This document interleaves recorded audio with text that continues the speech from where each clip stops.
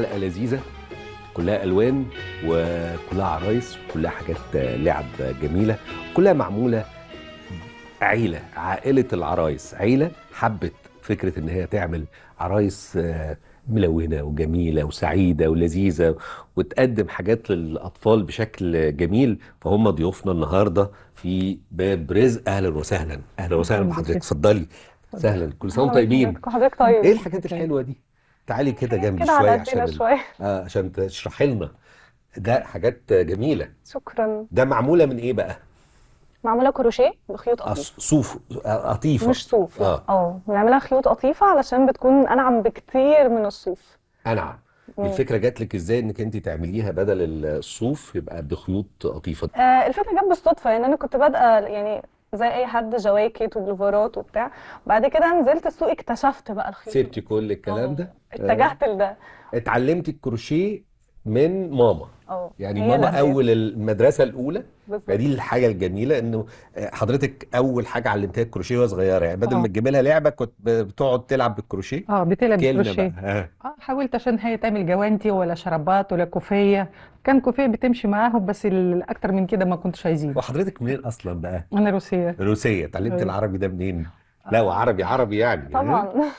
انه احنا متجوزين مع جوزي بقاله 25 سنه. ايوه، هو اللي علمك العربي كده؟ آه هو اكترته كان في الشغل، ما كنتش فاضي. لا، زي ما انا قلت لها، انا اتعلمت عربي وكمان مصري من تمثيليات، من التمثيليات؟ من افلام والله المصريه. طب حلو. ايه اكتر تمثيليات اتعلمت منها بقى؟ انه كان افلام قديمه. وافلام قديمه، افلام استاذ فؤاد المهندس وافلام فريد اه شوقي و- والاساتذه الحلوين دول. ايوه، هم آه، كان احلى حاجه بصراحه. اتفرجت عليا الحلميه. اتفرجت. اتفرجت على لن اعيش في جلباب ابي. عبد الغفور اتفرجت. البرعي. ايوه، لا بنتك هي بقت اتفرجت. عبد الغفور البرعي عامله بيزنس اهي. جميل. جميل. طيب بعد شويه هي اتعلمت الكروشيه في طفولتها، وابتديت انت من سنتين ثلاثه تبداي بقى بالظبط. المشروع بتاعك ده. جميل. اول حاجه انت حسيتي فيها انك عملتي حاجه محترفه بقى، يعني حقيقي بص المنتج اللي انت عاملاه ينافس اي حاجه بره. دي قصة بحبها جدا لأن هي قصة احكي لي. عاطفية. مم. كان في أم طلبت مني، ده كان في بداياتي خالص، تقريبا كنت عاملة 3 4 أوردرات. كانت حامل في ولد وكانت مم. هتسميه يونس، وقررت إن هي تعمل له أرنب نفس شكل الأرنوب الأبيض ده بالظبط. فين الارانب؟ عشان انا الارانب دي حاجه جميله. الله، جميل. وكان مميز إن مكتوب عليه اسم يونس. اه، كان هو طبعا لسه كتبت لها بيبي، ما الاسم. كتبت لها الاسم باللون اللبني. مم. والأوردر وصل لها الحمد لله، وده كان بداية الرزق، وإن فعلا ما ربنا بدأ شاء يوسعها الله، عليا ما من شاء وقتها. الله. حلو، جميل.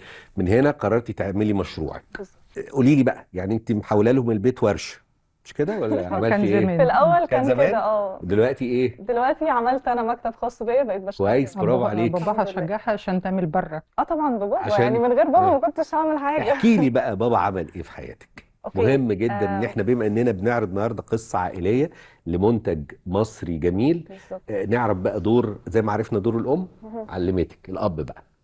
الاب هو اكتر واحد ممكن يشجع بناته. يعني انا اكيد. بابا لو ما كانش واقف في ظهري انا ما كنتش هعمل اي حاجه من دول امم. بصراحه. هو اللي بيديني ثقه في نفسي، يعني وقت ما انا ببقى حاسه ان انا لا مش هقدر اعمل، هو دايما بياكد لي ان انا هقدر اعمل حاجات فوق توقعاتي مليون مره. فهو لما لقى ان الموضوع بدأ يمشي معايا، طبعا كأي اب كان خايف عليا جدا من ان انا اتجه للموضوع ده، ممكن ما يمشيش معايا وممكن ان انا احبط. صدمي يعني، تحبطي، بالظبط. تمام. فكان بيشجعني ان انا اركز في مجال دراستي شويه، البيزنس موجود، وهو اصلا رجل اعمال فبيحب جدا مجال عندك كام البيزنس. سنه دلوقتي؟ 22. وبدات البيزنس وانت عندك 17 سنه مثلا ولا حاجه بقى؟ لا كنت ما هت... 19. طب برافو عليك. اكيد انت بتحلمي امتى ندخل بقى محلات العرايس الكبيره اللي بره، اه. فنلاقي القسم بتاعك كده وموجود فيه العرايس بتاعتك. انت بإذن حاجتك الله. ما تقلش عنهم بصراحه. شكرا شكرا فامتى والله. بقى نمشي الخطوه دي ازاي؟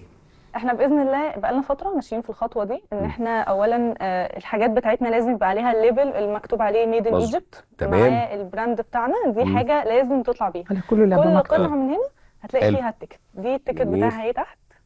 كويس. الديناصور ليه التيكت، ميد ودايما ان ميد ان ايجيبت. ايجيبت دي لازم اهم حاجه تكون صنع في موجوده. مصر بكل مم. حب.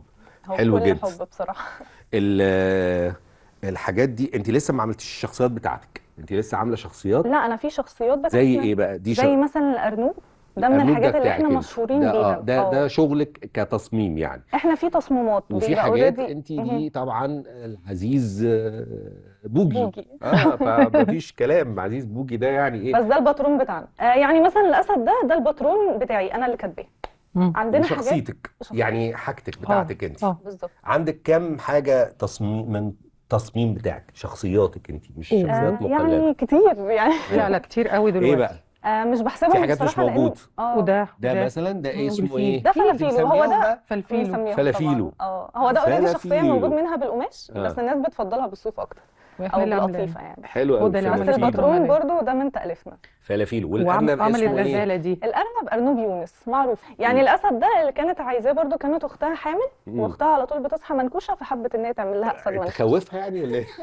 حاجه مميزه من شخصيتها. هو حلو، بس هو عامل زي الاسد اللي بيطلع في شاهد ما شافش حاجه شويه مع لما عادل امام، صح؟ وشعره بيتحرك ايوه وحاجه بص خطيره يعني. جميل، بس حلو ظبطها. والله، بجد بجد الخامه جميله، شكرا. والتصميم جميل، والتنفيذ جميل. شكرا جدا لحضرتك. برافو عليكي، هو يعني ده مش اعتقد كله تنفيذي انه انا وماما بس، احنا معانا تيم الحمد لله هم ايه اللي بقى، عاملين معظم ايه الحاجات بقى دي. التيم بقى بيعمل ايه؟